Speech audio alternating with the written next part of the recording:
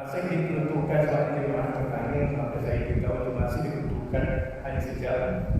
Jadi yang masih itu manfaatkan dengan sebaik-baiknya dan ada live.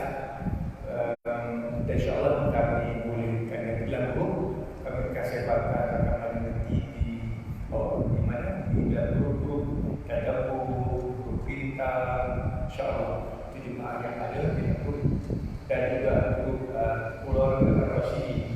InsyaAllah kita akan send untuk ulang kaji pengajian bersama dengan Ustaz. Jadi masa rasa Ustaz ini majlis Singapura Fadil yang mempersilakan Al-Fadil Ustaz Al-Fadil itu tadi untuk menyampaikan cara ilmu yang ini majlis dengan penuh Fadil yang mempersilakan.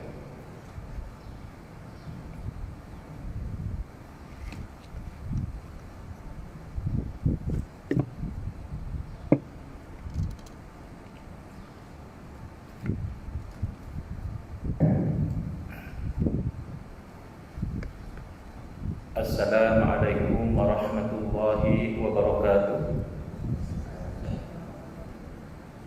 Bismillahirrahmanirrahim. Alhamdulillahirabbil alamin. Wa afdhalus salati wa atammut taslimi ala sayyidina Muhammadin wa ala alihi wa sahbihi ajma'in. Rabbi shrah li sadri wa yassir li amri wahlul 'uqdatam min lisani yafqahu qawli. Subhanaka la ilma lana illa ma 'allamtana innaka antal alimul hakim. Allahumma akhrijna min zulumatil wahmi wa akrimna bi nuril fahmi waftah 'alaina bi ma'rifatil ilmi wa sahhil akhlaqana bil hilmi. Waj'alna mimman yastami'una al-qawla fayattabi'una ahsana. Allahumma ati nufusana taqwaha wa zakkiha anta khairu man zakkaha anta waliyuha wa maulaha.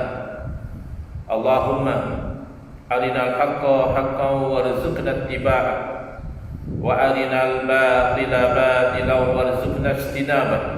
Allahumma anfa'na bima 'allamtana wa 'allimna ma yanfa'una wa zidna ilman wa huda. Amma ba'd. Alhamdulillah, muslimin, muslimat, hadirin hadirat yang saya hormati. Moga-moga kita semua dirahmati dan diberkati oleh Allah Subhanahu wa taala, dan moga-moga kita semua dikurniakan oleh Allah Subhanahu wa taala kefahaman yang baik di dalam urusan agama dan dikurniakan keikhlasan yang mantap di dalam menuju ridha Allah Subhanahu wa taala. Khusus kepada Al-Fadhil Ustaz Roslan, kepada para ulama, para ustaz, tuan imam, pengerusi, ahli jatuh kuasa, pemimpin-pemimpin masyarakat, dan sekalian yang hadir dalam kuliah duha yang kita memfokus kepada tajuk khusus, bukan saja tajuk khusus tapi juga tajuk panas, bahaya Wahabi ini, tajuk yang boleh menyebabkan reaksi alergik pada setengah orang. Dia boleh rasa panas, dia rasa kulit tu gatal-gatal, mulut tu rasa nak memaki, mencarut dan sebagainya. Jadi yang ada allergic reaction dinasihati mengikuti kuliah ini atas risiko sendiri. Baik, bahaya fahaman Wahabi. Apa yang bahaya? Untuk menjawab persoalan ini, kita kena menghadapi beberapa data, iaitu apa makna Wahabi, apakah ciri-ciri Wahabi, dan adakah ciri ini sesuai dengan ajaran Islam Ahli Sunnati wal Jamaah ataupun sebenarnya adalah berbahaya. Jadi ada juga orang membayangkan Wahabi ini adalah golongan yang tak baca kunut subuh. Kalau tengok dia solat subuh tak baca kunut, iaitu Wahabi. Tidak, ya. Kerana isu kunut subuh ni sebenarnya adalah isu khilaf di kalangan para ulama sejak zaman ulama-ulama mujtahidin, ya. Imam empat mazhab tidak seia sekata. Ada mazhab yang berpegang sunat seperti mazhab Maliki dan Syafi'i, sunat baca kunut subuh, dan ada mazhab yang berpegang tidak sunat seperti mazhab Hanafi dan Hambali. Jadi nak kata orang tak baca kunut subuh tu Wahabi tak tepat. Cuma Wahabi biasanya dia memperisukan Bila dia pegang kata tak sunat, dia duk sibuk kata orang yang baca kunut tu buat benda bid'ah. Tu ciri-ciri Wahabi. Dan kita dapat maklumat kalau di India atau di Pakistan, daripada kawan-kawan yang belajar di sana yang berfahaman Wahabi dia terbalik. Dekat sana kan mazhab Hanafi yang dominan, dan mazhab Hanafi tak sunat baca kunut. Di sana Wahabi dia memainkan sentimen yang sunnah adalah baca kunut. Jadi siapa tak baca kunut dia meninggalkan sunnah. Dekat sini yang mazhab Syafi'i pegang kata sunat, dia mainkan sentimen pendapat yang betul adalah tak baca kunut. Siapa baca kunut dia buat bid'ah. Jadi ini kata orang cari balah, cari gaduh. Jadi kalau dia berlapang dada, benda khilaf dia masing-masing beramal lah dengan mazhab masing-masing. Tak payah nak berbid'ah atau bergaduh. Kemudian kalau katakan Wahabi adalah orang yang tak buat kenduri arwah, dia pun tak tepat. Kerana di sisi kita ada Sunnah wal Jamaah tidak ada yang mewajibkan kenduri arwah. Hanya kan atas pertimbangan dan dasar-dasar tertentu, dalil-dalil yang umum, maka yang dikatakan kenduri arwah ini dibenarkan. Tapi hukumnya masih belum berubah-ubah, melihat kepada keadaan boleh jadi makruh, bahkan boleh jadi haram. Misalnya kalau kenduri arwah itu dilaksanakan menggunakan harta anak yatim, walaupun anak yatim tu beri, dia kata tak apalah, gunalah, tapi tetap haram kerana redha daripada anak yatim untuk mensedekahkan harta dia itu tidak sah, kerana dia belum baligh lagi. Jadi ini isunya. Dan kalau kita perasan, kawan-kawan yang sudah terpengaruh dengan fahaman Wahabi ini, dia cukup marah kalau kita panggil dia Wahabi. Dia kata kau ni sedap-sedap je label orang Wahabi. Padahal Wahabi ni hanya nisbah kepada pengasas dia. Dia lebih selesa kalau dipanggil Salafi. Kami geng salaf, kami orang Salafi. Kalau Wahabi dia tak suka. Jadi ini sebenarnya keliru. Salafi ini asalnya daripada perkataan salaf, tak ada fi itu, tak ada. Perkataan asal adalah salaf. Tapi bila ada fi itu bermakna ditambah huruf ya. Ya itu namanya ya nisbah, yang berfungsi menisbahkan sesuatu kepada sesuatu yang lain. Sebagai contoh tempat. Kan kita jumpa nama ulama, Syekh sekian-sekian Al-Kelantani, maknanya dia orang Kelantan. Kalau orang Melaka apa? Al-Malakawi, barangkali. Kalau orang Perak, Al-Firqi, macam-macam lah. Ya tu dia ada fungsi dia, sama ada tempat atau keturunan ataupun pegangan ataupun ikutan. Jadi di sini Salafi makna pengikut salaf. Jadi Wahabi mengaku dia ikut salaf. Ini tidak betul ya. Salaf merujuk kepada generasi awal umat Islam, sahabat Nabi, tabi'in, tabi'in, atau kita katakan 3 kurun yang pertama yang diisyaratkan dalam hadis Nabi sallallahu alaihi wasallam, khairul quruni qarni, summal ladzina yalunahum, summal ladzina yalunahum. Jadi kelebihan generasi salaf ini itu tidak ada pertikaian ya. Itu umat Islam Ahli Sunnah wal Jamaah, Asy'ariyah, Maturidiyah dan juga Wahabi sama-sama mengaku kalau generasi salaf ini generasi yang utama, yang perlu dijadikan sebagai ikutan. Tetapi yang kita tak setuju adalah kerana mereka mengaku Salafi, sebenarnya tidak. Mereka bukan ikut salaf. Salaf yang sebenar seumpama imam-imam mazhab yang 4. Ya, semuanya adalah salaf. Imam Abu Hanifah, Imam Malik, Imam Syafi'i, Imam Ahmad bin Hanbal, rahmatullah alaihim ajma'in, semuanya dari generasi salaf. Jadi kalau secara praktikal yang ikut kepada salah satu daripada 4 imam ini, mereka adalah Salafi. Mana kalau kita ikut mazhab Syafi'i, kita sebenarnya Salafi, kerana Imam Syafi'i adalah salaf. Cuba kita tak gunalah istilah tu ya. Misalnya ya, ikut Imam Abu Hanifah Hanafi, ikut Imam Malik Maliki, ikut Imam Syafi'i, Imam Muhammad bin Idris Syafi'i jadi Syafi'i, ikut Imam Ahmad bin Hanbal jadi Hanbali. Secara praktikal yang mengikut, yang menggelarkan diri sebagai Salafi adalah pengikut Syekh Muhammad bin Abdul Wahhab yang hidup pada kurun ke-8, kurun ke-12 Hijrah, bersamaan kurun ke-18 Masihi. Kurun ke-18 Masihi. Yang menjadikan Al-Imam Ibn Taymiyah sebagai rujukan tertinggi mereka di dalam memahami ajaran Islam. Siapa yang ikut diskusi saya di Perlis dengan Ustaz Salman Ali, saya ada tegur kepada Ustaz Saman Adi kerana beliau membayangkan seolahnya Al-Imam Ibn Taymiyah itu Wahabi. Jadi saya kata tak, Al-Imam Ibn Taymiyah bukan Wahabi. Dia macam terkejut, lagu tu pula. Saya kata memang Al-Imam Ibn Taymiyah hidup pada kurun ke-8 Hijrah. Muhammad bin Abdul Wahhab, pengasas gerakan Wahabi, hidup pada kurun ke-12, maknanya 400 tahun selepas Imam Ibn Taymiyah meninggal dunia, barulah Syekh Abdul Wahhab mengasaskan gerakan Wahabi. Wahabi maknanya pengikut Muhammad bin Abdul Wahhab. Takkan yang dah meninggal 400 tahun dahulu pergi ikut yang lahir 400 tahun lepas dia meninggal? Tak mungkin. Jadi satu dewan ketawa masa tu. Sebab benda tu sebenarnya jelas.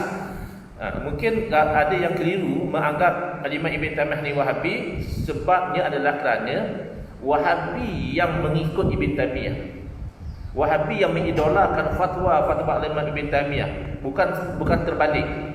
Bukan Imam Ibn Taymiyah yang mengikut kepada Wahabi, tidak. Apapun, kedua-dua tokoh ini bukan salah. Muhammad bin Abdul Wahhab jelas lah, ya. Zaman beliau tu senapang pun ada. Orang dah berperang pakai senapang zaman Muhammad bin Abdul Wahhab. Tapi zaman Imam Ibn Taymiyah pun bukan salah. Paling jauh salah ulama Malaysia boleh terima 500 tahun pertama selepas Nabi SAW masih dianggap salah. Itu yang paling jauh. Yang popular adalah 3 generasi pertama. Mana the first 300 years itu salah. Kalau kita ambil yang paling maksimum 500 tahun pun masih Al-Imam Ibn Taymiyah terkeluar. Beliau bukan the first 500 years, beliau the first 700 years, 700 tahun lebih baru lahir Al-Imam Ibn Taymiyah dan beliau menyampaikan ajaran beliau. Baik. Ini pengeliruan yang cuba dibuat oleh golongan Wahabi.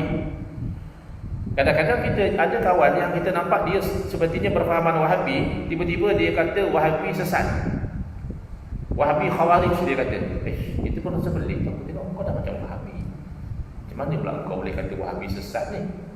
Hati-hati ya. Ini adalah pengalihan. Bila dia kata Wahabi sesat, yang dimaksudkan adalah menisbahkan kepada satu orang tokoh Khawarij yang hidup pada zaman awal Islam, iaitu kurun ketiga, Abdul Wahhab bin Rustum. Jadi dia kata kalau Wahabi memang Khawarij sebab mereka mengkafirkan umat Islam yang melakukan dosa. Ini beza Khawarij dengan Ahli Sunnah. Salah satu ciri Ahli Sunnah wal Jamaah adalah tidak takfiri, tidak mudah mengkafirkan ahli kiblat. Walaupun sesat, walaupun menyeleweng, kita tolak kesesatan mereka, tolak penyelewengan mereka. Tapi nak kata kamu ni nak jadi kafir, Ahli Sunnah cukup berhati-hati. Tapi Khawarij tidak. Minum arak kafir, berzina kafir, buat dosa kafir. Jadi kami, kata mereka yang dilabelkan Wahabi ini, kami tak Khawarij, sebab kami tidak mengkafirkan orang Islam yang buat dosa. Ini dia punya elah yang pertama. Yang kedua, kata dia, yang Abdul Wahhab bin Rustum ni layaklah pengikutnya dipanggil Wahabi, sebab mereka memberontak melawan pemerintah. Ini salah satu ciri Khawarij. Asalnya daripada perkataan kharaja, keluar. Kharaja dalam konteks ini makna dia keluar dari ketaatan, dia memberontaklah, ya. Jadi kalau kami, kata dia, yang kamu labelkan Wahabi ini, kami mana ada memberontak lawan pemerintah. Kami taat kepada pemerintah Islam. Dan yang terakhir, yang ini lucu lah ya, nama dia Abdul Wahhab, jadi pengikut dia Wahabi. Nama yang tokoh yang kami ikut nama Muhammad, sepatutnya kami Muhammadi. Yang ini kelakar ya, sebab dari segi panggilan, walaupun orang tu nama Muhammad, ya, jarang sekali nak dinisbahkan kepada nama Muhammad tersebut. Kerana nama Muhammad ni nama Nabi, ya, sallallahu alaihi wasallam. Kita umat Muhammadiyah, kita umat Nabi Muhammad. Misal contoh, nama pengasas mazhab kita Muhammad bin Idris, ya. Asy-Syafi'i itu nama keturunan. Tapi kita tidak digelar Muhammadi, kita digelar Syafi'i. Contoh lagi mazhab Hambali. Apa nama pengasas mazhab Hambali? Ahmad tu nama Nabi juga. Ahmad bin Hanbal. Tak silap saya, Hanbal tu sama ada bapa, mungkin datuk beliau, ya. Jadi tak dipanggil mazhab tu mazhab Ahmadi, tapi dia panggil Hambali. Jadi ceritanya Muhammad ini bapa beliau yang bernama Abdul Wahhab. Jadi orang Arab dia biasa panggil orang tu dengan menyebut nama anak atau nama bapa. Kalau nama anak dia panggil lah Abu apa? Abu Umar, Abu Abdullah, maknanya dia ni bapa pada si Umar, anaknya nama Umar. Ataupun Abu Muhammad, dia ni bapa pada Muhammad, anaknya nama Muhammad. Itu satu cara. Cara yang kedua, dia sebut nama bapa. Ibn Umar, Ibn Mas'ud, ya. Ibn apa? Ibn itu menunjukkan dia ni anak siapa. Jadi bapa kepada pengasas gerakan Wahabi yang bernama Abdul Wahab ni, beliau adalah ulama mazhab Hambali bermanhaj ahli sunnah wal jamaah. Jadi bapaknya ni orang terkenal. Jadi beliau ni Muhammad ni ramai orang Muhammad. Kalau jumpa Muhammad tak, Muhammad mana? Jadi yang mudahnya orang panggil Ibn Abdul Wahab. Ibn Abdul Wahab maknanya anak kepada Abdul Wahab. Kalau kita bayangkan beliau ni orang Melaka, mungkin orang kata anak Ustaz Wahab. Mamat mana? Alah, mamat anak Ustaz Wahab. Lekatlah nama ni Ibn Abdul Wahab. Ibn Abdul Wahab, lalu pengikutnya dipanggil Wahabi. Yang atas pun tak betul. Dia kata kami yang dilabelkan Wahabi, kami bukan Khawarij, sebab kami tidak mengkafirkan umat Islam yang melakukan dosa. Sebenarnya Wahabi adalah Khawarij. Dia lebih parah lagi, dia mengkafirkan umat Islam yang tak buat dosa. Kalau Wahabi yang awal dulu minum arak, ya, berjudi, berzina, kafir. Wahabi zaman moden ni, Khawarij zaman moden ni, dia mengkafirkan orang yang istighosah. Bahkan orang yang tawassul, yang menyebut Syekh Abdul Qadir Jalani dalam doa, yang sebut nama Nabi dalam doa, apatah lagi istighosah, madad ya Rasulullah, pertolonganmu wahai Rasulullah, itu dikafirkan oleh Wahabi. Padahal itu bukan dosa. Istighosah, tawassul itu sesuatu yang disyariatkan. Jadi dari sebab mengkafirkan ada pada Wahabi. Tidak memberontak, itu adalah dusta. Wahabi bangkit memberontak ketika zaman Khilafah Utsmaniyah. Mereka menyerang Makkah dan Madinah dan merampas kuasa Khilafah Utsmaniyah di sana, sehingga khalifah pada zaman itu terpaksa menghantar tentera dari Mesir untuk mengambil semula kekuasaan di Makkah dan Madinah. Jadi mereka cuba menyembunyikan fakta sejarah. Baik, ini fokus pembentangan kita pada hari ini. Bahaya-bahaya Wahabi. Bahaya yang pertama, iaitu bahaya daripada sudut sumber agama. Wahabi merosakkan cara berinteraksi dengan dalil. Yang dimaksudkan dengan dalil di sini adalah sumber hukum. Istilah lain disebut masdar, sources of the syariat. Apakah sumber syariat? Jadi ada orang payah sekali mereka nak terima kenyataan bahawa Wahabi ni menyeleweng, bahawa Wahabi ni sesat. Dia susah nak terima. Sesat bukan makna kafir, ya. Sesat makna lari daripada landasan yang sebenar. Kenapa mereka susah nak terima? Kerana mereka kata tak mungkin tu Ustaz. Saya tengok yang dituduh-tuduh Wahabi ni, mereka kalau bercakap Masya Allah, sikit-sikit je qala Allah, firman Allah. Sikit-sikit je mereka bercakap qala Rasulullah SAW. Takkanlah Ustaz orang macam ni sesat. Ya, kalau yang bercakap tentang kebebasan seks, yang tentang liberal, tentang apa, pluralism, itu kita fahamlah apa sesat. Ini yang cakap Quran hadis takkan sesat. Baik, dia kena faham penyelewengan Khawarij dan Wahabi adalah sejenis Khawarij dari dahulu sehingga sekarang, bukan kerana mereka menolak Quran hadis, bukan. Yang tolak Quran hadis ni memang ada yang agak teruk sangat. Mungkin setengah yang ultra liberal, Quran hadis pun dibertikai. Ya. Tetapi kesilapan Khawarij adalah menyalah tafsirkan ayat Quran, menyelewengkan makna hadis. Dia tak tolak, tapi dia selewengkan tafsiran dia, dan itu membawa kepada menghalalkan darah orang Islam dan menghalalkan merampas harta orang Islam. Nanti kita lihat kalau sempat petikan kalam ulama tentang isu ini. Yang kedua, bahaya kepada akidah. Wahabi kalau tanya, kau ni sikit-sikit Wahabi. Kau ni hari-hari zikir Wahabi. Saya kadang-kadang gurau juga, saya cakap, oh ya, tak apa-apa ada zikir Wahabi. Macam mana dia cakap pahala pula zikir Wahabi? Takkan duduk bukan tasbih Wahabi, Wahabi, Wahabi, Wahabi, bukan. Maksudnya kita sebut Wahabi, menerangkan penyelewengan-penyelewengan Wahabi, itu dapat pahala. Itu termasuk al-amru bil ma'ruf wan nahyu 'anil munkar. Kalau kita tak terangkan, orang tak tahu. Orang nampak zahirnya bagus, ya, berceramahnya bagus, ayat Qurannya lancar, hadisnya sahih. Nah, dia tak perasan walaupun hadis sahih, tetapi kefahaman dia tidak sahih. Baik. Jadi bahaya yang kedua adalah bahaya akidah, kerana fahaman Wahabi ini merosakkan makna tauhid dan syirik. Bukan dia tolak tauhid, tidak. Wahabi mempertahankan tauhid, Wahabi menolak syirik. Macam tu sama je macam kita, tak ada masalah. Tapi apa makna tauhid, syirik tu dia keliru. Dan dia mengelirukan orang. Yang ketiga,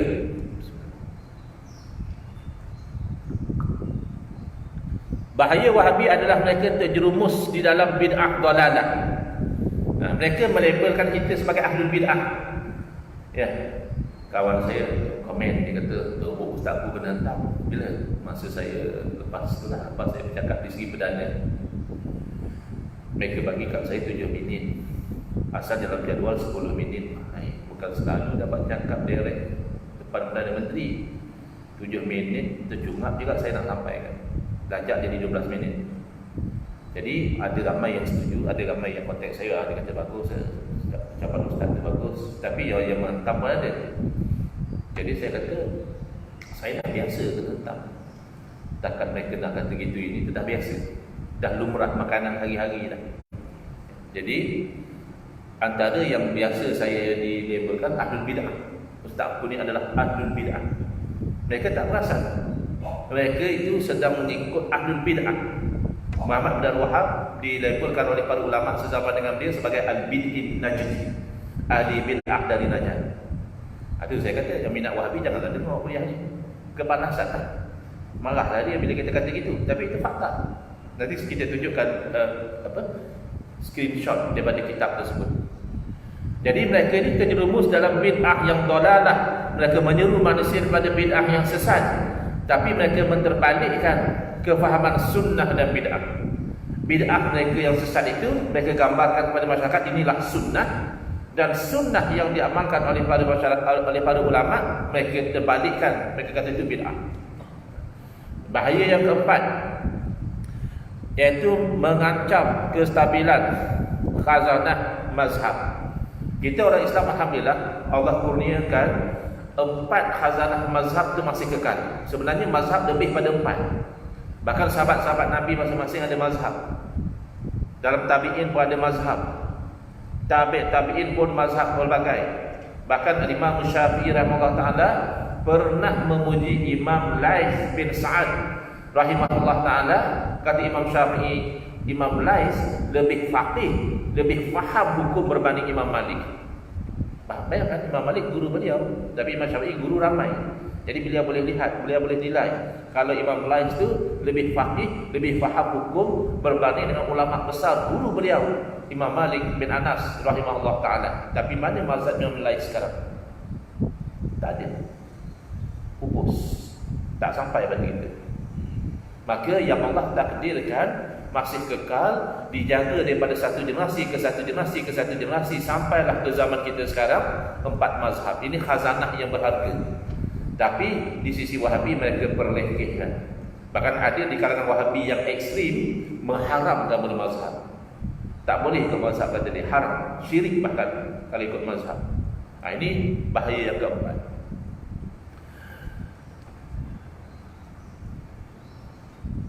Bahaya yang kelima, iaitu merosakkan erti dan amalan jihad. Al-jihadu baqin ila yaumil qiyamah, atau kama qala sallallahu. Jihad ini kekal sehingga hari kiamat. Jadi kita tidak menolak jihad, kita mempertahankan konsep jihad. Tetapi jihad yang dimaksudkan oleh Wahabi ini adalah terorisme, keganasan, membunuh orang-orang Islam. Bahkan pada mereka awal kebangkitan fahaman Wahabi, membunuh jemaah haji yang nak pergi buat haji di Mekah itu dibunuh kerana dituduh sebagai musyriku. Kenapa? Tawassul, istighosah, memuliakan wali, ambil berkat dengan wali, dianggap musyrik. Bahkan di zaman kita sekarang Saya lihat ada gambar Habib Ali Zainal Abidin Hafizahullah Ta'ala sedang berdoa di sisi kubur ibu beliau, dituduh oleh Wahabi sebagai penyembah kubur. Padahal doa di tepi kubur itu amalan Nabi SAW. Ini bahaya. Yang keenam, bahaya menghancurkan ijma'. Apa makna ijma'? Ijma' di sini berarti kesepakatan para ulama. Sebab ulama bila mereka nak berfatwa, mereka akan rujuk kepada sumber hukum. Sumber hukum yang paling utama adalah Quran dan Sunnah. Ada kala ulama pergi pada Quran dan Sunnah, semua ulama faham dengan kefahaman yang sama, maka keluarlah fatwa yang sama. Fatwa yang sama inilah dipanggil ijma', konsensus, kesepakatan. Tetapi tidak jarang berlaku ulama bila pergi pada Quran dan Sunnah, mereka itu berbeza pandangan. Ulama ni faham macam ini, ulama seorang lagi kaji, mereka faham lain. Maka akhirnya keluarlah fatwa yang berbeza. Ini kita sebut khilaf. Setiap fatwa yang berbeza itu namanya mazhab. Jadi bila ada mazhab, ada keluasan lah. Kamu nak taklid mazhab ni boleh, kamu nak taklid mazhab lagi satu pun boleh, ada keluasan. Tapi kalau sudah ijma', tak boleh lagi. Sudah wajib kita itu ikut kepada kesepakatan para ulama. Mana dalil? Dalil wajib ikut ijma', kata Imam Syafi'i rahimahullah ta'ala, adalah ayat suci Al-Quran. Allah berfirman, "Wa may yushaqiqir rasula min ba'di ma tabayyana lahul huda wa yattabi' ghayra sabilil mu'minina nuwallihi ma tawalla wa nuslihi jahannam wa sa'at masira." Orang yang degil kepada Rasul, ini satu dosa besar. Tak mampu buat, itu nombor dua. Tapi degil, Nabi ajar tak nak ikut, itu dosa besar. Yang kedua, ittiba' ghairi sabilil mu'minin, ikut jalan lain daripada jalan orang mukmin juga dosa besar. Kenapa? Kerana Allah janjikan dalam neraka Jahannam. Nuwallihi ma tawalla wa nuslihi jahannam. Kami akan bakar orang ini dalam neraka Jahannam. Itu indikasi jelas kalau itu haram. Kalau tak haram, kenapa Allah janjikan neraka Jahannam? Maka kata Imam Syafi'i rahimahullah ta'ala, ijma' itu adalah jalan orang mukmin. Bahkan jalan yang disepakati oleh ulama-ulama orang mukmin. Maka dengan nas Al-Quran tadi, haram melanggar ijma'. Gitu.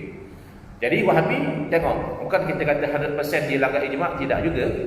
Kalau sesuai dengan pandangan dia kata hazar ma ajma'a alaihi ummah. Ini yang macam kami kata ni, ini ijma' umat Islam dipegang. Tapi kalau ijma' itu tak sesuai dengan pendirian dia, dilanggar. Dia ketepikan ijma' tadi.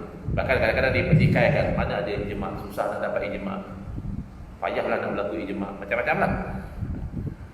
Yang ketujuh, bahaya Wahabi adalah mereka berusaha merampas posisi ahli sunnah wal jamaah daripada ahli sunnah wal jamaah yang sebenar, iaitu Asy'ariyah Maturidiyah, dituduh oleh Wahabi sebagai golongan yang sesat. Yang saya difahamkan, syllabus yang diajar di universiti mereka di sana adalah sebelum mereka ajar akidah-akidah mereka, ada satu topik iaitu akhta' aqaidiyah lil Asy'ariyah, kesalahan-kesalahan akidah golongan Asy'ariyah. Jadi mereka nak kata kita ni sesat. Dalam undang-undang Melaka sudah ada. Yang dimaksudkan ahli sunnah wal jamaah itu dalam akidahnya adalah Asy'ariyah Maturidiyah. Tak, Wahabi nak kata Asy'ariyah itu sebenarnya sesat. Habis yang tak sesat siapa? Kami kata. Kami ni yang tak sesat. Kami ahli sunnah yang sebenar. Kami yang ikut salah. Ini bahaya. Sebab kalau yang jenis menyeru kepada maksiat, menyeru kepada yang haram, menyeru kepada kebebasan yang melampau, itu rata-rata orang yang nak kepada akhirat, dia tidak tertarik. Tetapi dengan seruan kembali kepada sunnah, kembali berpegang pada hadis yang sahih, kembali beramal dengan amalan salaf, orang yang nak akhirat juga boleh terpedaya. Sebab itu bahayanya ajaran Wahabi ini dan lain-lain bahaya. Baik. Masa kita, saya tengok tadi lebih kurang 9.30. So 10.30 lah ya. Sekali dengan soal jawab, insyaAllah kita akan stop. Jadi 10 suku macam itu, saya terpaksa berhenti. Lebih kurang ya, insyaAllah. Jadi bahaya yang pertama yang paling besar sekali, iaitu mereka ni memahami dalil-dalil Quran hadis ini secara literalis yang melulu, secara zahir yang melulu. Berpegang Quran hadis itu bagus, tapi ada kalinya sehingga ke tahap menolak akal. Saya pernah terbaca komen satu orang yang bila saya baca komen dia, saya kata dia ni dah kena satu penyakit. Penyakit ni barangkali orang Melaka belum biasa dengar lagi. Kat KL sudah tersebar ya penyakit ni. Ringkasannya adalah BBAK. Hajah-hajah pernah dengar tak penyakit BBAK? Mungkin alhamdulillah belum ada lagi di Melaka penyakit ni. Kalau di KL kita biasa dengar BBAK, ringkasan kepada biar bodoh asal confident. Itu nama penyakit dia. Macam mana saya tak boleh kesan dia bodoh asal confident? Sebab dalam ruangan komen di Facebook orang ni datang, dia kata, Ustaz, saya dalam akidah saya berpegang dengan Quran dan Sunnah. Oh bagus, kita pun sama. Tapi dia sambung, saya tidak guna akal. Bila dia kata saya tak guna akal, kita dapat cam dia ni bodoh tapi confident. Sejak bila Quran dan Sunnah melarang kita gunakan akal? Kamu kata dalam akidah kamu mengikut Quran dan Sunnah. Quran dan Sunnah yang suruh kita guna akal. Allah berfirman, afala ta'qilun, kenapakah kamu tidak gunakan akal? Afala tatafakkarun, kenapakah kamu tidak berfikir? Wa fi anfusikum afala tubsirun, dalam diri kamu sendiri sudah ada tanda-tanda kewujudan Allah, sudah ada tanda-tanda keesaan Allah, telah ada tanda-tanda kekuasaan Allah Ta'ala. Afala tubsirun, kenapa kamu tidak perhatikan? Kalau kita tak mahu memerhati kepada alam yang luas ini, matahari dan bulan, bintang dan juga segala-galanya, kita boleh memerhati kepada alam yang kecil, iaitu diri kita. Kita yakin ada Allah. Berarti our mere existence is talking about the existence of God. Semata-mata kerana kita wujud, sudah bercakap bahawa Allah itu wujud. Mudah saja. Kalau kita sebelum ini balik ke kampung ibu kita, parent kita, kita dapati di belakang rumah ibu kita tu ada kawasan yang lama. Dululah. Tahun ini kita balik, kita dapati di belakang rumah ibu kita ada sebuah reban ayam yang kecil. Lalu kita tanya kepada, katakan abang kita yang duduk di kampung, bang, siapa yang buat reban ayam belakang rumah mak? Abang kita jawab, mana ada perempuan yang jadi sendiri. Kita pun giling kepada dah, aku tanya betul-betul, kau jawab macam tu, kasar kau berurang ni. Ada pula reban ayam jadi sendiri? Tak mungkin lah reban ayam tu jadi sendiri. Tahun lepas pun datang tak ada. Abang aku ni bergurau ke, kesan PKP dah hilang ingatan. PKP 2 tahun. Kalau dah, cuba kita fikir secara logik, kalau dah reban ayam pun kita tidak boleh terima terjadi dengan sendiri, takkanlah diri kita daripada air mani menjadi manusia yang bertulang, berdarah, berdaging, berotak, berfikir, beremosi, berwawasan, berkonspirasi dan sebagainya, itu terjadi dengan sendiri. Sebab itu saya kata, kewujudan kita saja sudah bercakap tentang kewujudan Allah SWT. Belum kita berfikir tentang fungsinya. Dalam organ kita, dalam badan kita ada satu organ namanya jantung. Jantung ni organ yang sangat penting, dan jantung ni rajin bekerja pam darah ke seluruh badan kita. Bahkan masa tuan-tuan sedang mendengar kuliah duha ni, jantung jalan. Lepas sudah duha pergi minum, jantung jalan. Lepas dah minum balik rumah, jantung jalan. Sampai rumah mengantuk tidur, jantung jalan. Jantung berhenti, tuan-tuan jalan. Jantung jalan atau jantung berhenti, the fact is kita tak kawal. Kita tak boleh bagi jantung rehat 5 minit nanti sambung balik. Jantung berhenti, bawalah doktor pakar mana pun dia berhenti juga. Sebab tu di IJN, di Institut Jantung Negara, ramai je orang mati sakit jantung. Sebab siapa yang kawal jantung? Kalau jantung kita sendiri, dalam jasad kita sendiri tak boleh kawal, tak nampak Allah lagi. Itu kan perlu kepada akal. Saya kata bahaya golongan Wahabi ini. Dia punya literalis, bila dia lihat suruhan-suruhan berpegang pada Quran dan Sunnah, seolah-olah tidak boleh guna akal. Tidakkah Al-Quran sendiri di dalam menetapkan tauhid dan menolak syirik menggunakan dalil akli? Yang orang yang kata tak pakai akal tu dah kena penyakit.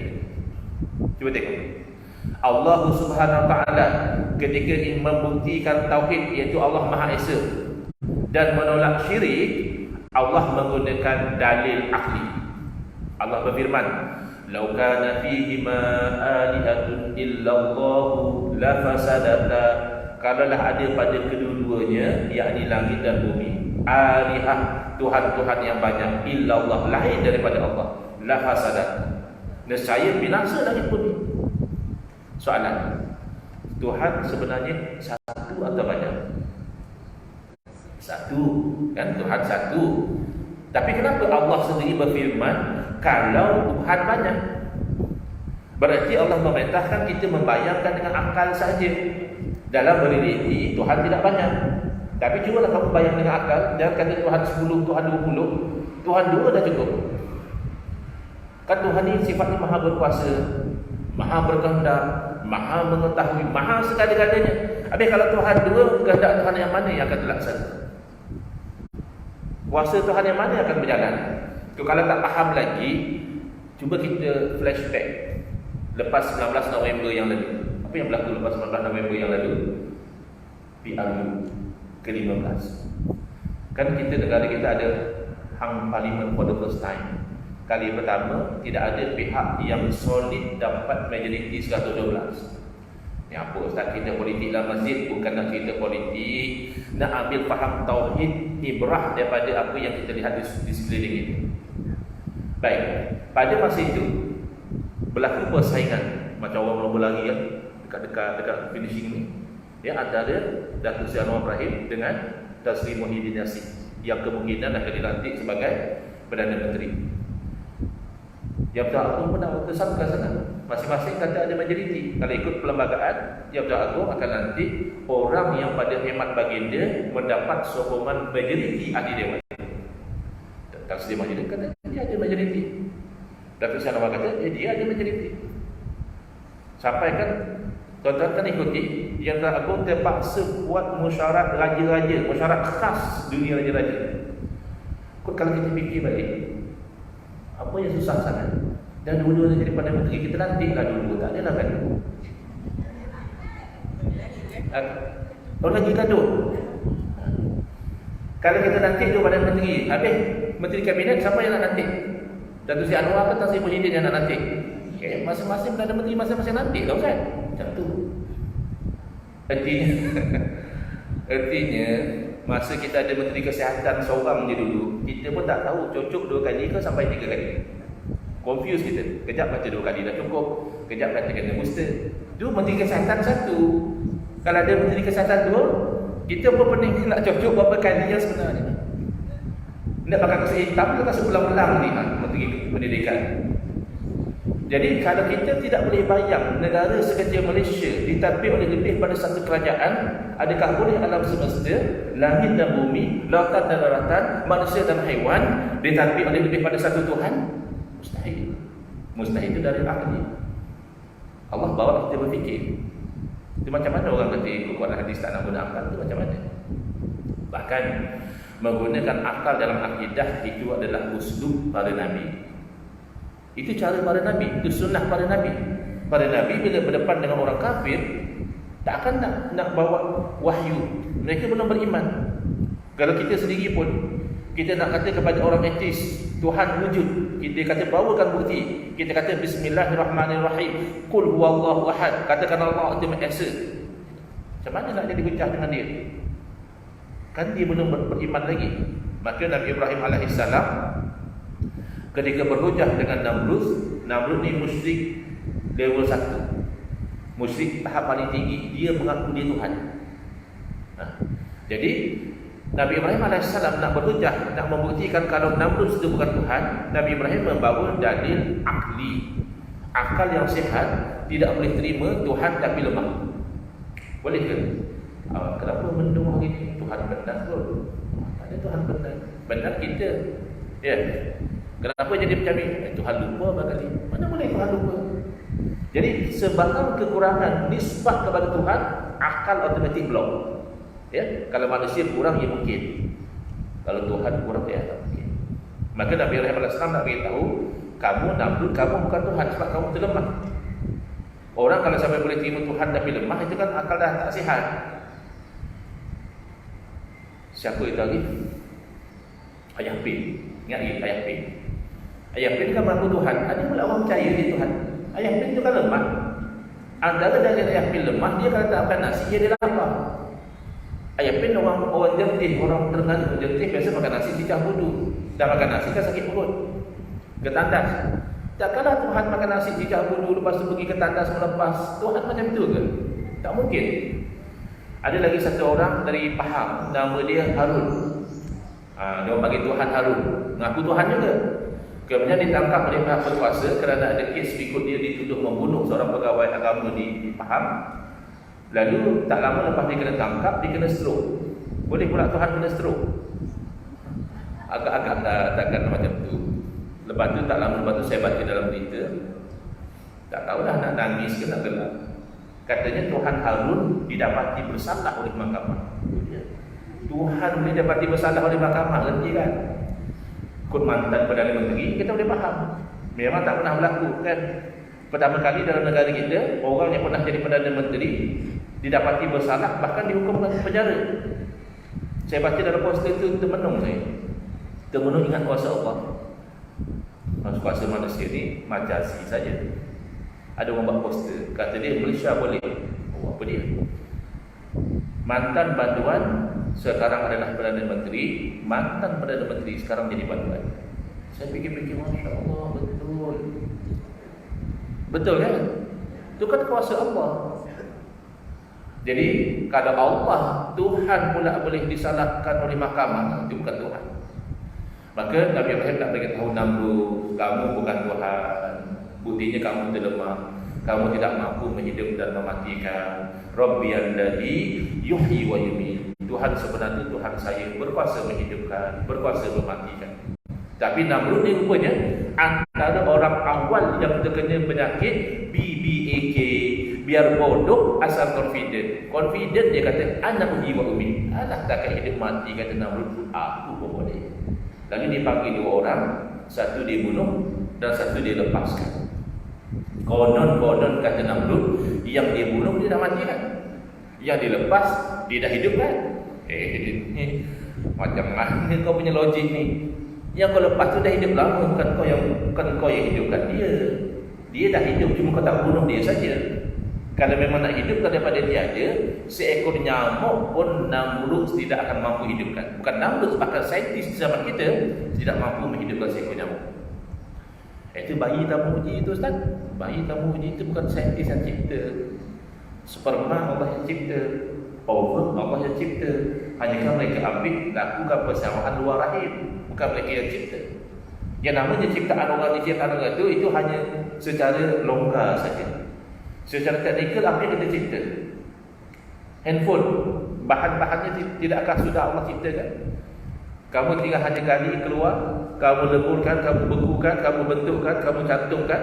Bukan kamu yang cipta. Kamu hanya mencantumkan ciptaan Allah. Jadi ini masalah dengan golongan Wahabi. Mereka menolak peranan akal di dalam akidah. Kerana kalau kita guna akal dalam akidah, kita tidak terima dengan pegangan-pegangan mereka. Antara lain, mereka nak berpegang dengan zahir daripada ayat mutasyabihat, sehingga mereka menisbahkan kepada Allah perkara-perkara yang tidak layak dengan Allah Ta'ala. Lalu dia kata, kau pandai-pandai kata tak layak. Allah sendiri yang kata macam itu. Allah sendiri yang berfirman, Ar-Rahmanu ala arsy istawa. Maknanya Allah itu tempatnya atas harap. Allah berfirman Ar-Rahman Al-Istawa, itu betul. Saya ditanya di Melaka je lah, tahun 2020. Masa tu 16 September, Hari Malaysia, saya minta berceramah. Di masjid mana Ustaz ni ingat lagi lah, Hari Malaysia. Saya berceramah, ada jemaah tanya kan, pengkalan nama. Jadi jemaah tanya, kata dia, Ustaz, adakah saya itu jadi kafir kalau saya meletakkan istiwa bagi Allah? Kalau saya kata ada istiwa bagi Allah, adakah saya jadi kafir? Dia tanya. Saya kata, Tuan, terbalik. Kalau Tuan menafikan istiwa, yang itu Tuan boleh jadi kafir.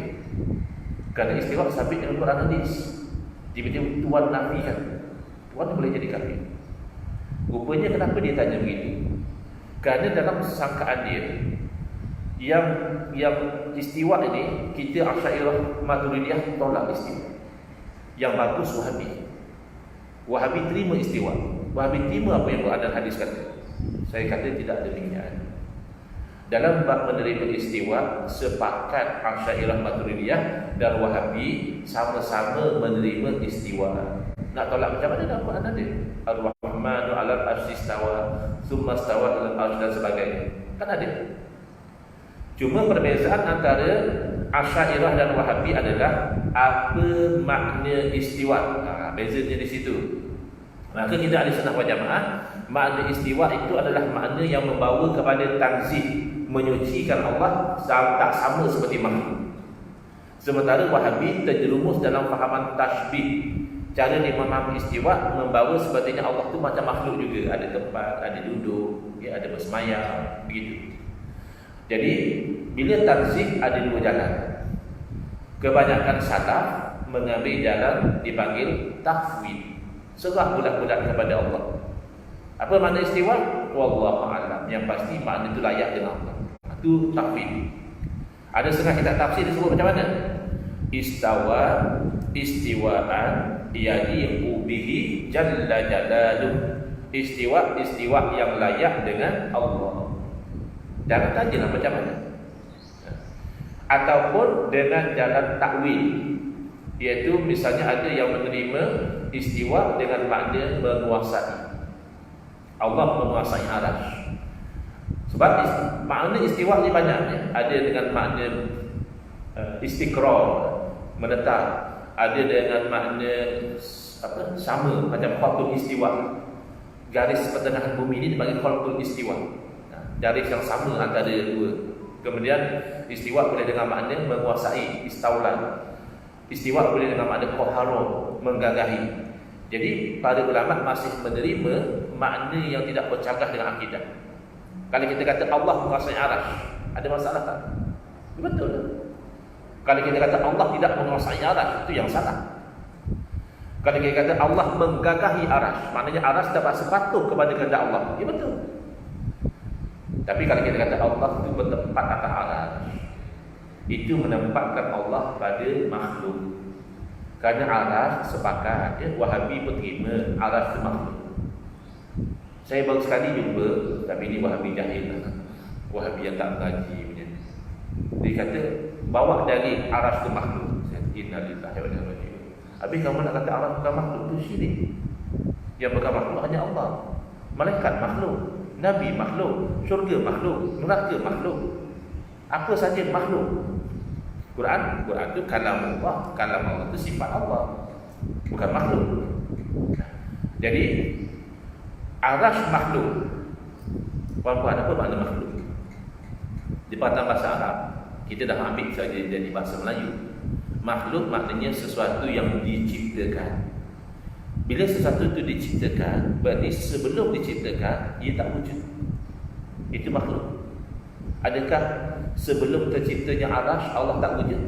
Tak mungkin. Allah bersifat qadim, tidak. Berarti Allah wujud tanpa ada permulaan. Allah wujud sebelum ada arasy. Maka wujud Allah tidak bertempat itu pasti. Kerana Allah yang ciptakan tempat.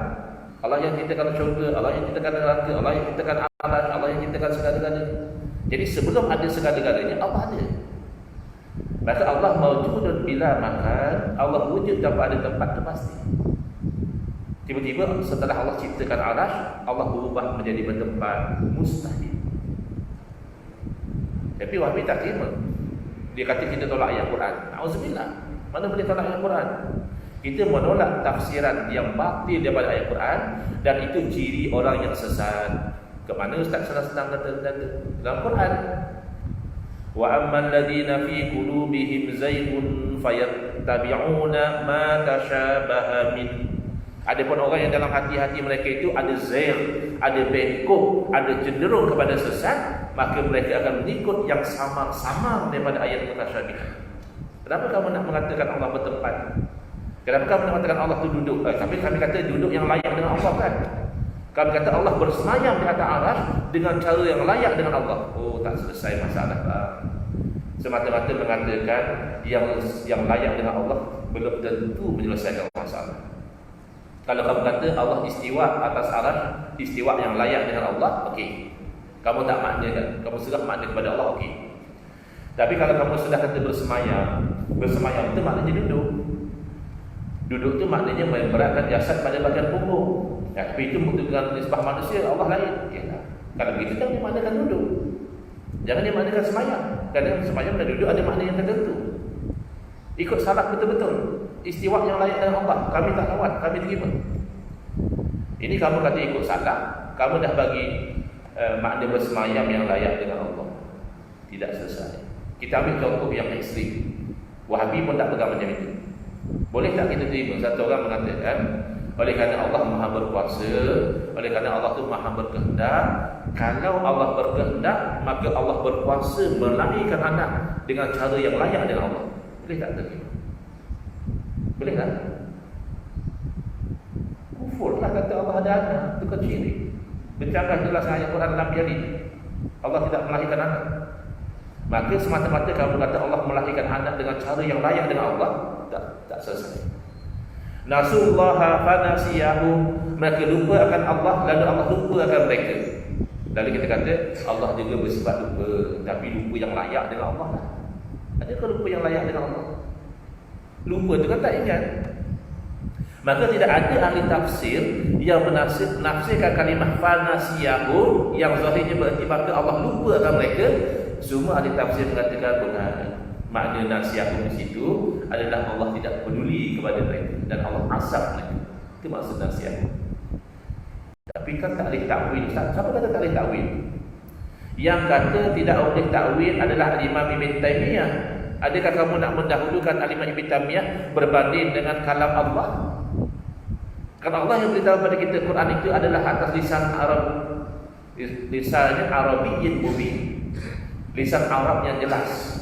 Bahasa Arab ada yang makna zahir, ada yang makna secara majazi. Contoh, kalau orang Arab berkata ra'aitu asadan, saya telah melihat seekor singa. Tuan-tuan nak faham macam mana singa? Ialah binatang singa, semua orang tahu lah. Okay. Tapi kalau orang Arab berkata ra'aitu asadan yakhtubu 'alal mimbar, saya telah melihat seekor singa sedang berkhutbah di atas mimbar. Dia nak faham binatang juga. Binatang mana dia khutbah atas mimbar? Yang khutbah atas mimbar dia manusia. Habis kenapa dikatakan singa? Adalah ciri-ciri kesingaannya tu. Dia punya khutbah berani, garang, macam gitu. Bahkan ada sebahagian suami bila kawan diajak minum di kedai mama, bang, jom kita tengah di kedai mama. Apa jawab kawannya? Tunggu je, singa tak tidur lagi.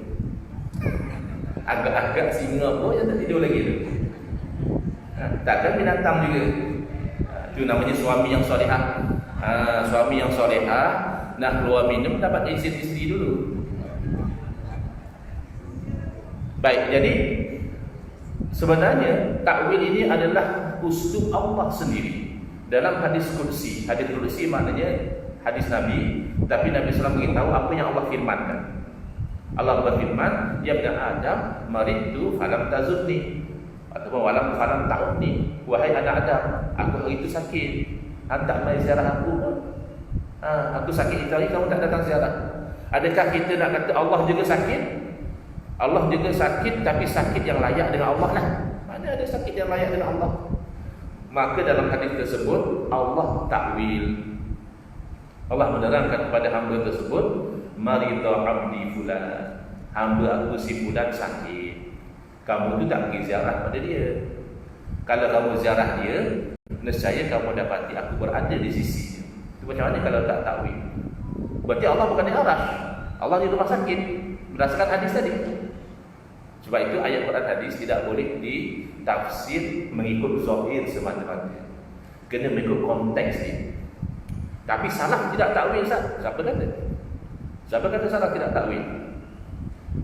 Was-samaa'a banainaha bi'aidin, dan langit itu kami telah binanya dengan tangan-tangan. Kalau ikut zahir kamu, ya Allah ada tangan yang banyak, dan tangan yang banyak itulah Allah membina langit. Tidak. salah, dan yang paling salah yaitu sahabat Nabi Sayyidina Abdullah bin Abbas radhiyallahu anhu, yang Nabi doakan supaya beliau ini diajarkan tafsir Al-Quran, mengatakan bi'aidin berarti biquwwatin. Langit kami jadikan dengan kekuasaan kami, bukan dengan anggota tangan, tidak. Nah, jadi itu bahaya pahaman Wahabi. Dia itu nak memahami zahir. Ini baru 1/4 daripada kandungan slide. Kita dah ada masa 5 minit lagi, 10:30. Jadi saya memadai dengan ini dahulu. Ada kemungkinan lah, tak pasti lagi, wallahu a'lam. Saya itu akan tetap ke Melaka sebab isteri saya dia ada register satu program training, yang mana trainer dia selalu buat program itu di La Crista Hotel Melaka. Jadi kalau lah program ini berlanjutan, insya-Allah saya akan datang lagi ke Melaka. Mungkin Ustaz Fadil boleh susunlah untuk kita sambung lagi. Nak habiskan slide ni memang tak sempat. Ini baru saya ingat dalam 1/4 kita cerita bahaya daripada sudut teknik memahami dalil. Belum kita pergi pada bahaya-bahaya yang lain. Saya reservekan masa yang tersisa 5 minit ini untuk kalau sekiranya ada sebarang soalan. Kalau saya mampu, saya jawab, insya-Allah. Kalau saya tak mampu, saya minta tangguh. Wallahu. Silakan.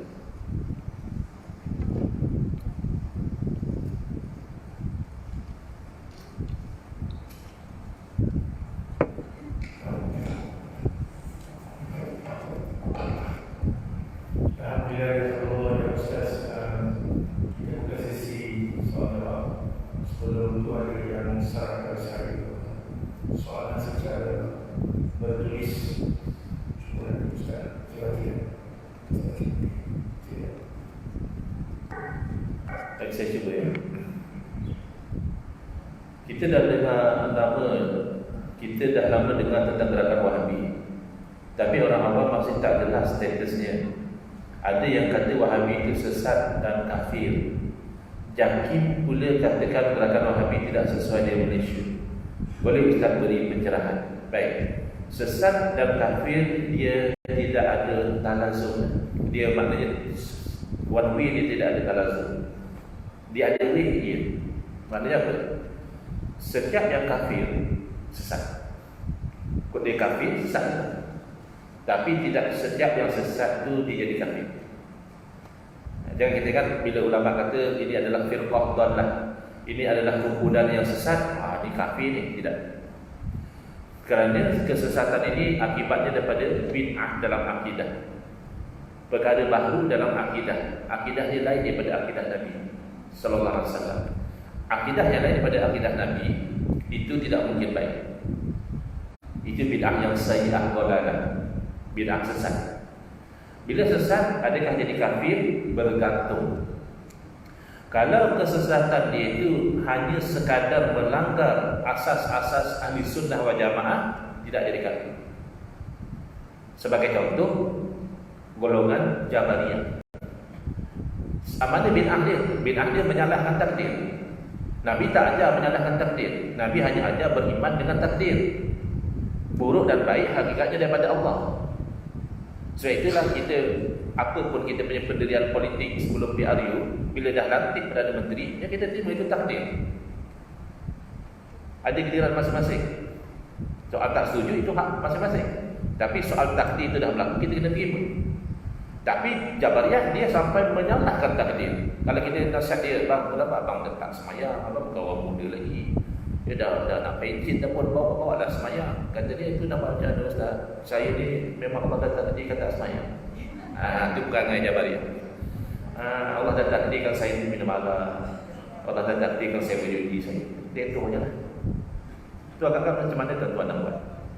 Kalau tuan-tuan berani, tambah kalau tuan-tuan untuk usilat, pukul lempang sekali. Kalau kita tampar dia mesti marah. Katalah ustaz yang tampar dia cakap itu paham tampar. Dia kata apa punya ustaz macam ni? Orang ustaz dakwah dengan hikmah. Ini ustaz apa jenis tampar orang? Kita sabar dalam orang dah takdir kalau saya tampar awak ni, tak faham saya tampar lagi. Akhir-akhir dia kata lebam juga pipi aku kalau main nama kata takdir macam ni. Dan dia menyalahkan takdir ni sebab dia nak mengelak bab agama. Dia kata dia takdir, cuba dia lapar. Pagi tu dia lapar, pagi tu juga dia cari nasi dia roti canai ada kan, dia kata saya ni memang Allah dah takdirkan lapar minggu ni Ustaz. Tak ada. Jadi akidah macam ni, bid'ah haram, sesat, berdosa besar, wajib ditaubat. Kafir tidak, sebab akidah dia masih betul, tak melanggar kan, dia masih beriman dengan takdir. Berbeza dengan bid'ah golongan Qadariyah.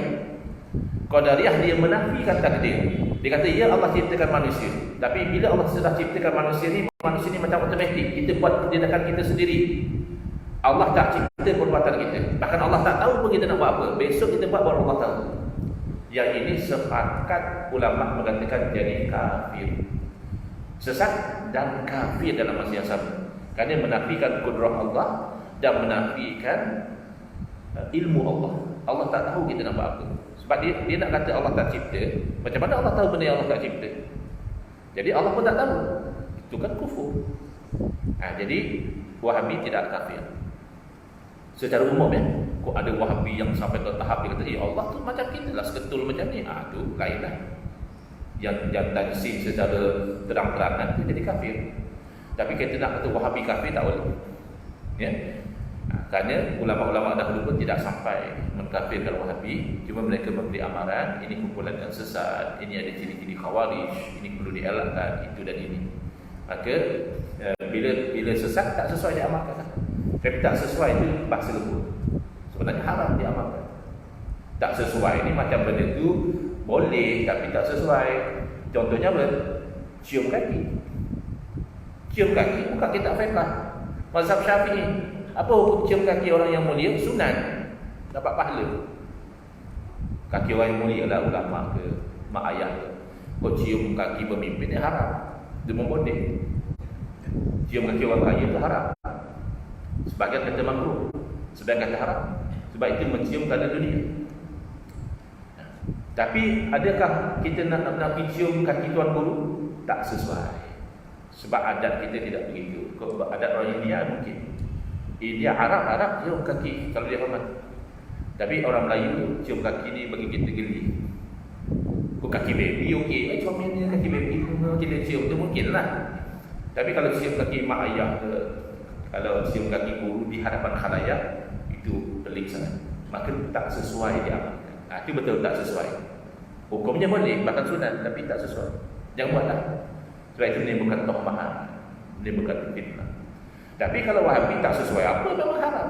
Beramal dengan akidah yang salah, beramal dengan perkara bid'ah itu haram. Jadi fatwa Muzakarah Fatwa 106 tahun 2014 memang mengatakan Wahabi salah. Tapi mereka tak war-warkan keputusan Muzakarah tersebut. Nanti kalau ada masa nanti saya akan tunjukkan fatwa itu. Baik. Seterusnya, apakah tindakan kerajaan ke atas gerakan Wahabi selain mengharamkan ceramah? Contoh kalau ia mementingkan akidah, maka apa tindakan sepatutnya? Ini kena tanya kerajaan. Cuma kita sadarkan kena ada penguasaan lah. Kadang-kadang kat Malaysia ni bukan masalah undang-undang. Undang-undangnya ada, penguasaannya tak ada. Jadi kita harap kerajaan baru ni ambil serius lah. Sebab jangan tunggu sampai dah jadi macam negara Arab, sampai awak telah semayang di masjid pun dibom, kerana masjid yang ahli bid'ah buat sama dan maulid. Jangan sampai dah ke tahap serius macam itu. Bahkan di kami polis counter terrorism tangkap satu orang nak bom jawatan mufti Negeri Sembilan. Sebab dia kata ni jawatan mufti ahli bid'ah. Dan itu pula ya. So kerajaan kena serius menangani, dan itu antara yang saya sebut depan Perdana Menteri. Saya kata saya harap Perdana Menteri jangan fokus kepada nak mengekalkan kuasa, kerana kuasa ni Allah yang beri, Allah akan tarik ini sampai masa dia. So buat benda yang betul sudah. Antara benda betul yang saya katakan adalah supaya beliau diingati sebagai tokoh yang mengekang ekstremisme dan mengembalikan intelektual Islam. Jadi antara fahaman yang bawa pada ekstrim adalah fahaman Wahabi. Saya ada sebut begitu. Kita harap mereka bagi perhatian. Kita bukan kerajaan. Kita hanya mampu bercakap, menyampaikan. Yang boleh menguatkuasakan itu adalah pihak berkuasa. Pihak berkuasa agama juga ada kuasa, boleh report pada mereka. Yang ketiga, salam Ustaz, ada yang bertanya, macam mana kita nak jawab bila ada pemimpin kampung yang mengatakan aku bukan nak jaga hati kau seorang, tapi aku nak jaga silaturahim orang-orang kampung. Bila mana kita minta jangan dibawa ustaz-ustaz Wahabi ke surau dan masjid kita. Apa yang dia kata tu, itu terpulanglah uslub dia. Tapi tak betul lah alasan nak jaga hati orang kampung. Lebih penting jaga akidah orang kampung. Hati ni susah. Ya, lain orang lain dia punya penerimaan dia. Benda yang sama dilihat dengan cara yang berbeza. Ya. Contoh, bila saya berucap depan Perdana Menteri, ada kawan-kawan yang puji, dia terbagus, ustaz cakap macam tu, gini-gini. Tapi ada juga kawan-kawan yang tak suka. Dia kata tak ada adab, ya. Cakap macam tu, tegur pemimpin macam tu. Bagi saya, kalau saya nak pergi menjilat, saya tak payah pergi. Bagi saya haram pun kalau kita pergi dengan tujuan nak menjilat pemimpin. Tujuan saya hadir, saya dijemput, bukan saya minta. Penganjur kata, salah satu nama yang mereka minta, nama ustaz. Apa tujuan katanya? Untuk ustaz bercakap bagi catatan apa pun. Bolehlah kalau saya bercakap. Tapi kalau saya pergi nak menjilat, apa? Kan haram. Tapi ada juga orang yang suka dan tak suka, dia biasa. Orang kampung yang suka ustaz Wahabi ada. Sebab dia hingsa, cakap pun saudara, ya. Baca Quran yang pun merdu, ya. Hadisnya pun lancar. Ya, ada orang suka. Dan ada yang tak suka. Tetapi yang kita tak boleh nak jaga adalah akidah. Bila akidah itu dah rosak, payah. Jangan-jangan orang yang dah sewat, yang dah terpengaruh dengan wahaban Wahabi ni, dia tinggalkan tu ada ya. Tapi susah. Kerana kalau tengok dalam hadis Nabi SAW pun, ini akan datang satu golongan yaqra'un al-Quran, mereka rajin baca Quran, tapi la yujawizu hanajirahum, bacaan mereka tidak melampaui kerongkongan, mana mereka tak faham apa yang mereka baca. Yakhrujuna min ad-din kama yakhruju as-sahmu min ar-ramiyah, mereka ni akan meluncur keluar dari agama seperti meluncurnya anak panah apabila keluar daripada musuh dia. Summa la ya'ud, kemudian mereka tak akan kembali kecuali sebagaimana kembalinya anak panah ke dalam tempat simpanan dia. Ada tak anak panah yang masuk simpanan tadi? Ada. Tapi biasanya kalau dah pergi itu dia tak balik. Itu kita bimbang. Cegah dulu. Jangan nak jaga hati orang tapi akidah orang rosak. Jangan. Kena beritahu pada betul kampung tadi, saya bukan suruh tuan jaga hati saya, tidak. Tapi nak jaga akidah orang kampung. Jangan bawa menceramah Wahabi. Jangan hanya kerana nak meramaikan, nak memenuhkan jadual. Jangan. Biarlah jadual kita rongak-rongak pun. Hari ni ada ceramah, besok tak ada ceramah. Daripada penuh Wahabi masuk, Syiah masuk, Liberal masuk, jadi ceramah setiap hari. Jangan. Buat apa? Datang saat di sunnah basuh, besok ustaz ni tuang najis balik. Susah. Wallahualam. Itu setakat yang saya mampu jawab. Moga-moga bermanfaat. Dah masa kecerahan ni.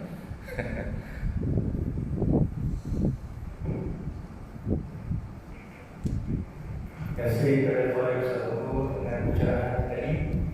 Dia mungkin saya bilang satu soalan yang berjemaah. Berdasarkan tulisan saya serahkan doa Ustaz. Kalau tak ada soalan.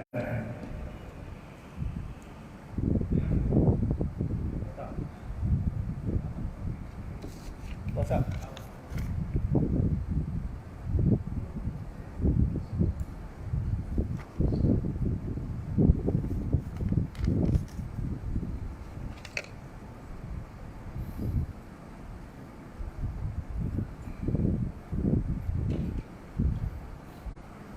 Sekarang ini terdapat banyak amalan-amalan zikir atau lafaz-lafaz zikir yang tidak mempunyai dalil dari Quran hadis yang baru di zaman ini. Apa pandangan Ustaz mengenai perkara tersebut? Baik. Syukran ya. Di soalan yang baik, sebab ini ada kaitan dengan amalannya. Memang kita nak beramal dan antara amalan yang elok kita amalkan adalah zikir. Wazkurullaha zikran katsira. Hendaklah kamu zikir dengan Allah Ta'ala itu sebagai zikir yang banyak. Tapi zikir ni tak ada dalil Ustaz. Ini zikirnya maksudnya bilangannya tak ada dalil. Katanya zikir 300 kali sehari, tak ada dalilnya.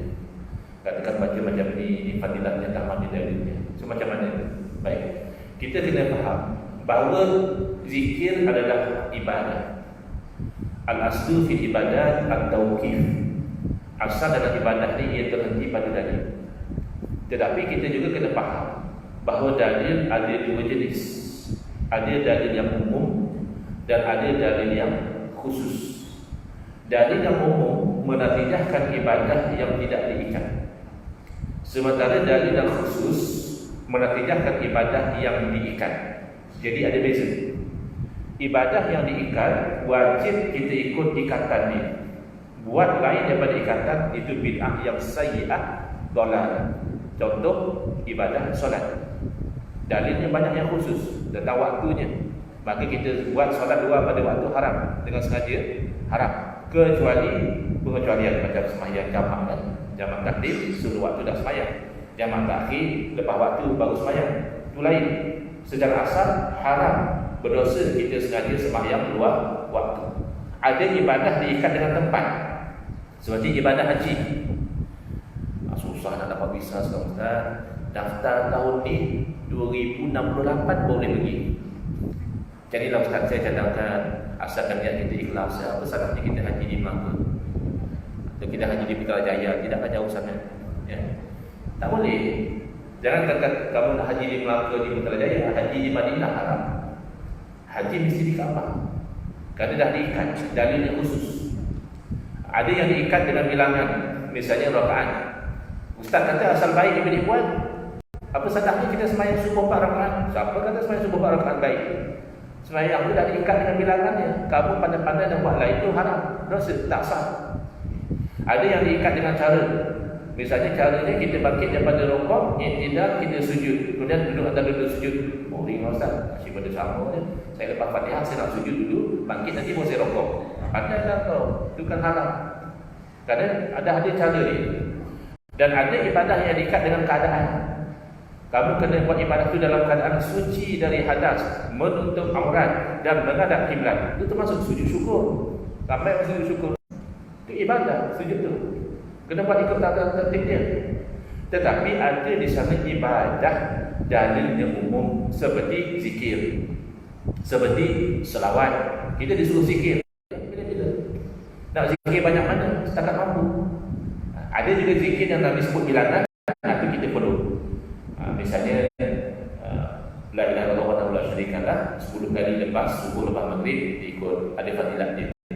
Allah ma'ajini minan nar lepas solat subuh lepas solat maghrib. Berapa kali? 7 kali.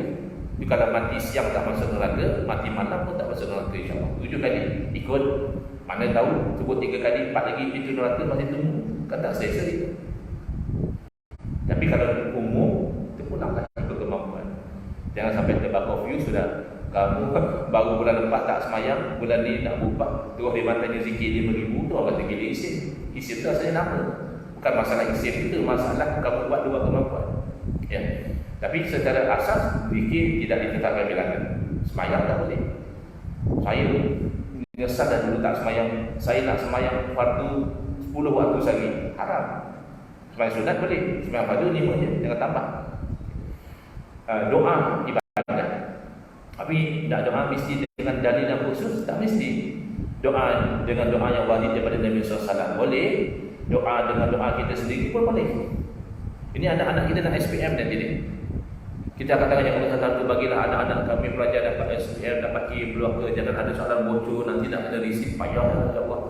Mana ada doa macam tu zaman Nabi? Dia yang berdoa suruh pergi hari minta calon menang pilihan raya ada zaman Nabi. Doa calon menang pilihan raya. Pilihan raya pun tak ada zaman Nabi. Adakah berdosa semata-mata berdoa satu doa yang Nabi tak pernah doa? Tapi kalau doa ya Allah naikkanlah biar orang kafir ini menguasai orang Islam, itu haram. Bukan masalah tak ada zaman Nabi, tapi permintaan itu haram. Jadi termasuklah zikir. Nak zikir dengan subhanallah, alhamdulillah, Allah akbar, Allah Allah. Ada orang kata zikir Allah Allah tak ada dalil. Tak ada dalil itu kamu yang tak faham dalil.